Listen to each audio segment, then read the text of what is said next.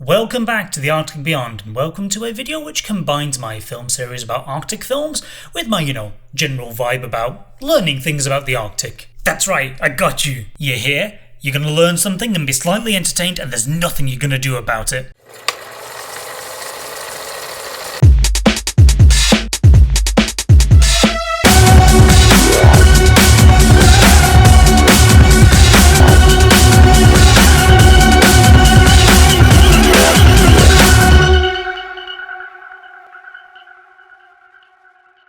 Today I wanted to share with you two films in particular that have blown me away in their own rights. Two films that both explore indigenous life in the Sami community of northern Sweden. I've yet to talk all that much about indigenous communities in the Arctic, although I do have this huge 4-part video that's in production but will take me many months to finish, but that'll come up and I'll go through all indigenous stuff at some point.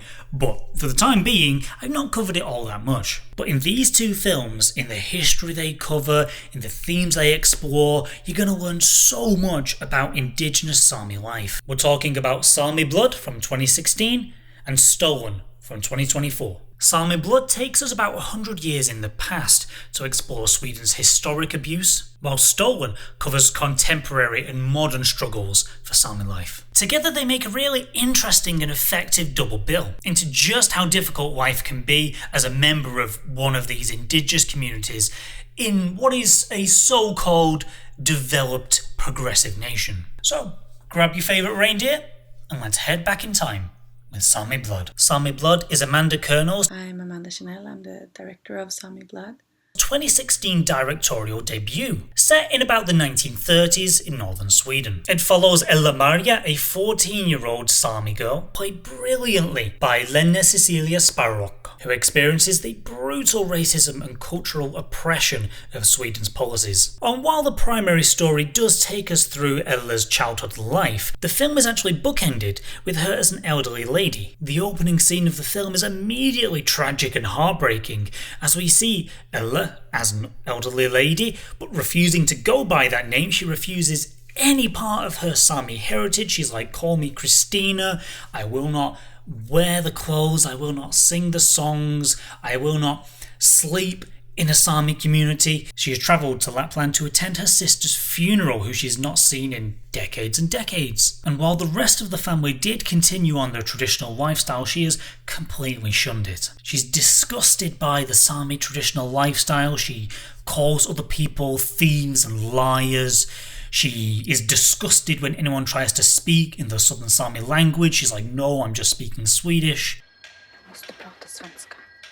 And she even says she's going to go and stay in a hotel rather than actually stay in her original community. And then in the evening when she gets to the hotel, she starts to reflect and starts to remember what brought her to this horrible position. And it's from there we take a big old flashback to the 1930s. Think of this like the Star Wars prequels, except instead of Jar Jar being the evil influence that's driving this child towards a life of depression and horror, it's the Swedish government. We propose that the Senate give immediately emergency powers to the Supreme Chancellor. It is with great reluctance that I have agreed to this calling. So the film drops us right into a chapter of Swedish history which you might not be all that aware of.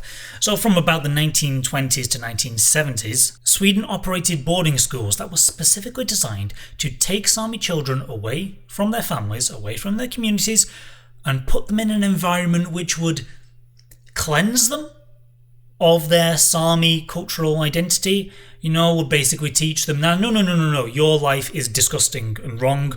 Swedish life, now that's the way to go. Oh boy, get ready. We're going to be eating dried fish tonight, boys. And the film doesn't shy away from some of the horrific pseudoscience in the era as well. In one particularly disturbing scene, Sami students are subjected to skull measurements and stripped for photographs, all in the name of racial biology. It really is like watching some kind of horror film, except knowing that this actually happened.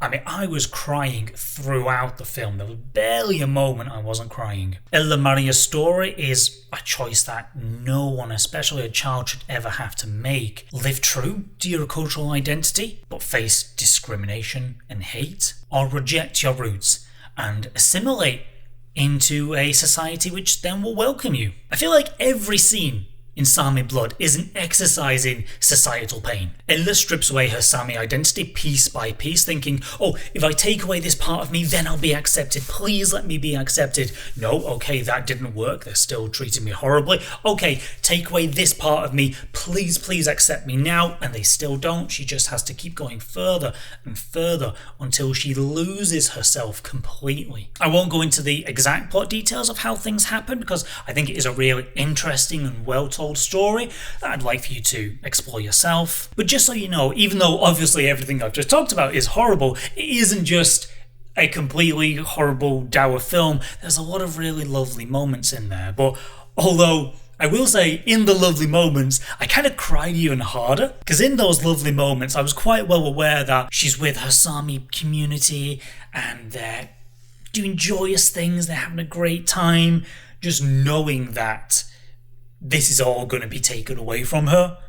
That every happy thing you see in the film is rendered bittersweet, because just knowing what she's about to go through. But there are moments of happiness, even if they are bittersweet. And the camera work in Kernell's film is poetic, it's lovely, it captures space and feeling so well and what it's trying to show. There's a real contrast between the breathtaking natural landscapes of the Sápmi land and then the really claustrophobic interiors of when she goes to the boarding school. It's so tight, there's no colour. It's truly trapping these children in something which is taking away layers of their life. The message there is clear. Freedom and identity exists in this beautiful homeland, but assimilation is the real prison. Kernell herself is half Sámi, and she always wanted to be as accurate as possible while telling the story.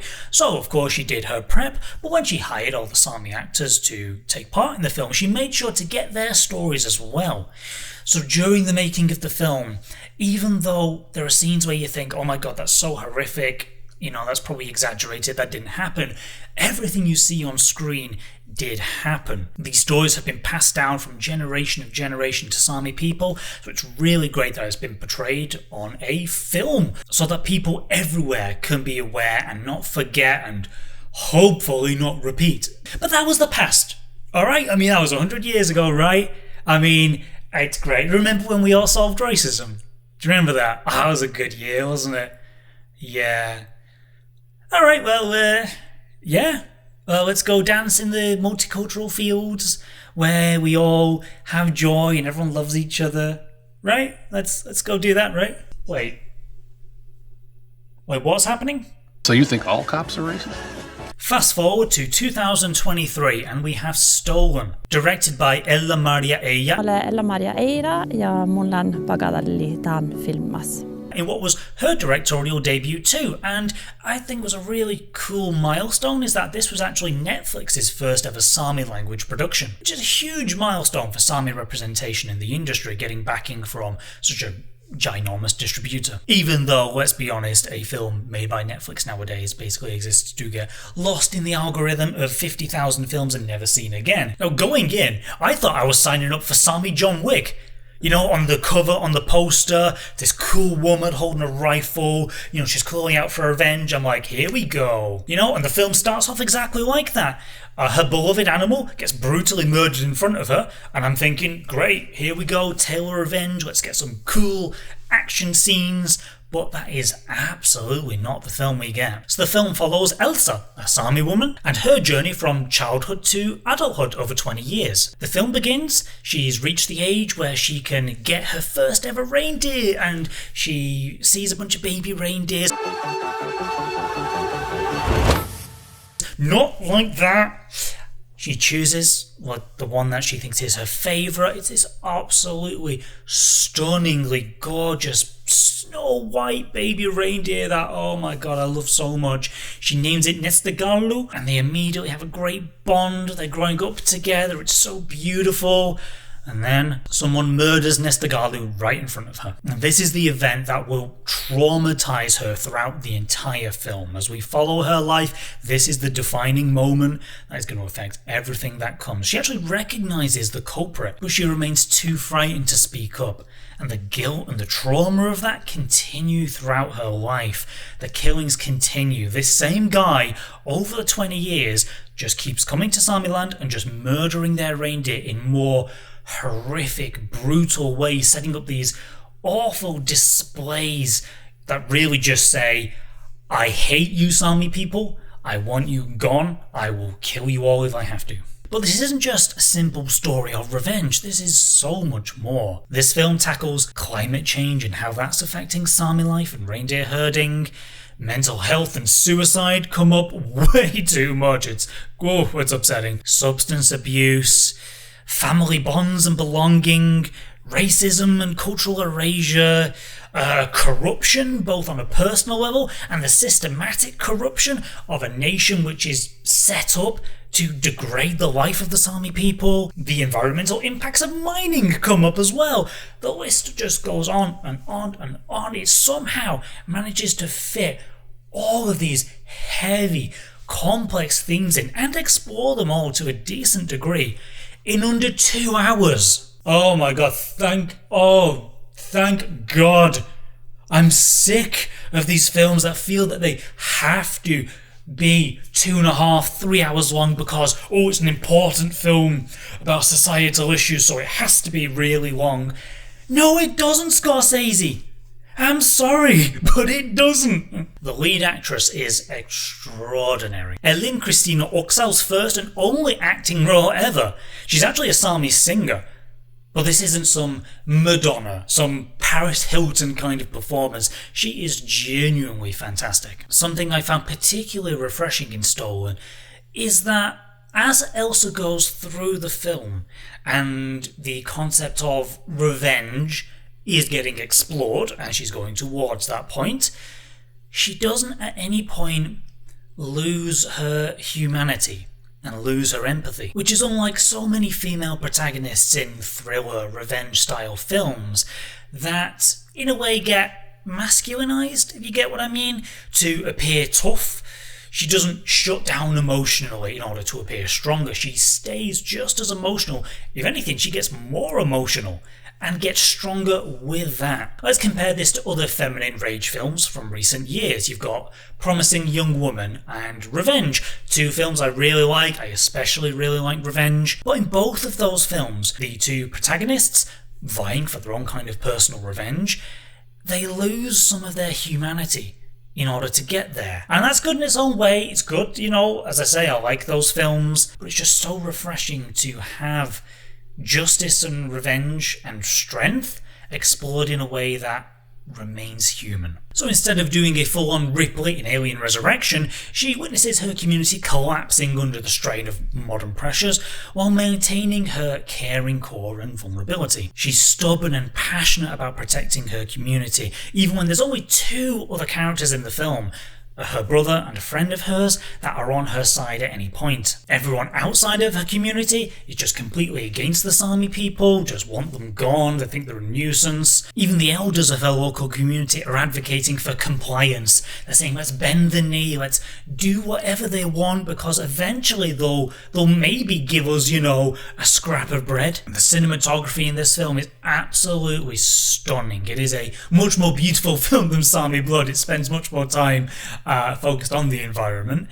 So it's shot in northern Sweden near Kiruna, and the film showcases these sweeping vistas of the tundra. There's stunning reindeer grazing grounds, there's frozen lakes and snow-crusted plains. There just is not a single frame of this film in nature that isn't beautiful to look at. The score, it manages to weave together all these different great elements. So it weaves together, you've got a kind of a classic orchestral film score, which is perfectly nice, but then it weaves in sort of modern electronic music at certain points, and then traditional Sámi chanting and Sámi music, creating this kind of oral landscape that mirrors all the complexities of Sámi life. It really does portray exactly what's happening in the film in a way that it didn't need to be that good. You know what I mean? The score did not need to be that detailed and complex, but it does, it is, and it's awesome. I was completely gripped from start to finish. I laughed, I cried, I just couldn't tear my eyes away. So if Sámi Blood is showing us the historical trauma, Stolen reminds us that the cultural struggle continues today, but in different forms. The racism of today is different and, I don't know, weirdly more evil. In Stolen, we spend 20 years seeing this constant stream of reindeer murders, getting bloodier, more violent over time. But worse than that is how society protects the murderer, and a victim blames the Sámi. Over and over again we see the police refusing to help. We see journalists, they come to the town, they don't talk to the Sámi people, or they barely talk to them, and it's all about, oh, so tell me how the Sámi people are actually the ones to blame. Oh, really good, yes, I believe you completely. Everyone who isn't part of the community, the only story that they want to hear, oh, aren't Sámi people horrible? Now let's just zoom out a bit, talk about the bigger picture, because these two films aren't isolated examples of Sámi filmmaking. They're part of a real kind of exciting, let's not call it a revolution. It's not like there's this sudden wave, but we're getting there. We're getting this increase of Sámi art coming out into the world. For decades, Sámi people have occasionally appeared in Nordic cinema, maybe in the background, really in a very stereotypical manner. But way before Stolen was ruining those Netflix and chill evenings with decapitated reindeer, there was a lone filmmaker who was carrying the torch for Sámi representation in cinema for decades. Nils Gaup. He might as well have been climbing a mountain in Crocs, blazing trails where none existed before and with the world against him. Now Gaup, he didn't just dip his toes into filmmaking, like, oh, let's maybe make something with one or two Sámi characters, or you know, let's get there eventually. He dove head first into full-on representation and awesome filmmaking. With his groundbreaking 1987 debut, Pathfinder. This Sámi filmmaker just went ahead and made the first ever feature film in his own language. Imagine the honour of that, of being the first person to put your own language on the screen. A Sámi language adventure film about a 16th century Sámi youth seeking revenge against ruthless raiders who have murdered his whole family. It's like Gaup was doing John Wick way before John Wick was, and Pathfinder wasn't just some modest cultural curiosity that was released, 10 people saw it, and now no one's ever heard of it ever again. This became the first Norwegian film ever nominated for the Academy Award for Best Foreign Language Film. The nominees for Best Foreign Language Film are... From Norway, Pathfinder, Nils Gaup, director. And the winner is... Pathfinder. I mean, that is such a flex against Norway. The country where you live pretty much doesn't want you there. Has been doing a lot of things to try and just get you to, you know, go extinct, please just die quietly in a corner. And you just go and one-up the entire film industry in that country. Now, Pathfinder, so monumental, I need to make its own video for sure, but Nils' impact on Sámi cultural representation cannot be understated. He did for Sámi cultural revival what Love is Blind did for X-ray glasses. And then for decades after Pathfinder, he really remained the only prolific Sámi director to be putting work out there. He's even managed to get hired for big Hollywood productions, which is amazing. Nils' persistence created tiny cracks in that ice ceiling that eventually has allowed the beginnings of widespread Sámi filmmaking to just start to come through now. Fast forward to today, and Sámi filmmakers, they're grabbing the cameras and they're telling their own stories. At the heart of this revolution is the International Sámi Film Institute, established in 2009 in Kautokeino in Norway. The institute has done amazing work tackling these challenges head on, providing training, providing funding, production support, and most importantly, belief that Sámi stories need to be told. They've created programs especially for nurturing new talent. One of the most innovative initiatives is called the 7 Sámi Stories Project, which developed 7 short films in the Sámi language, giving emerging filmmakers a chance to dip their toes in to finally get some experience. And trying as well to really give a hand to female filmmakers as well, which, no matter the culture around the world, female filmmakers tend to have a harder time of it. Many of today's most exciting Sámi directors are women. The two films that we've talked about today, both directed by women, Amanda Kernell and Elle Maria Eira, who she in fact was part of the 7 Sámi Stories project, making a short film called Burning Sun. Back to the two films that we've discussed today. Both films wrestle with what it means to be Sámi in a society that has demanded assimilation. Elle Maria, she is trying to escape at any cost, escape Sámi society to fit in, while Elsa is trying to solidify and future-proof her cultural identity. One is desperately fleeing their roots, which are burning behind them, and the other is burying their roots as deep as possible so that the colonial fires will not reach them. But perhaps the most powerful connection between the films is that they demonstrate that colonialism isn't an historical event, which, we didn't solve it. It just happened, and hey, it's gone now, and we're all good. It's still an ongoing process. The boarding schools may be gone, but the structures which created those boarding schools are not gone. And both films really highlight the critical role of language in a culture's survival. So the two films are actually spoken in different languages of Sámi. There are 10 different Sámi languages. In Stolen, they speak Northern Sámi, where 90% of Sámi people speak Northern Sámi, and you would say that out of all the languages for the Sámi people, Northern Sámi is probably the one which has a decent chance of surviving into the future. But in Sámi Blood, they speak Southern Sámi. Now remember, in Sámi Blood, that takes place in a time when you were not allowed to speak that language. It was beaten out of these children to not speak this language, and now there's only about 500 speakers of it. So making a film in that language, what an achievement. Oh my god, how important is that? Not just for representation, although that's great, but for keeping that language alive, for creating a record that this existed. And more than that, hey, the fact that physically made it, it's more than just a spiritual thing. I mean, imagine finding that many actors who could speak that, and actors that would do a good job of it. Watching these films back to back, it's really like it's a full-on cultural revolution for you. You learn so much through these films. So there you have it, 2 films, 1 people, and a story of cultural resilience that spans generations. I hope this deep dive into Sámi Blood, into Stolen, into a bit of the history of Sámi film, I hope that sparked your interest, and I hope you seek out these films and more. There's plenty more coming out. I hope you find them yourselves. Don't forget to like and subscribe, share your own thoughts in the comments. It really helps. I really appreciate it. Are there any other films from Indigenous cinema that I should explore next? Now, thank you for spending some of your time with me today. As always, stay safe, stay warm. I'll see you next time. Bye bye.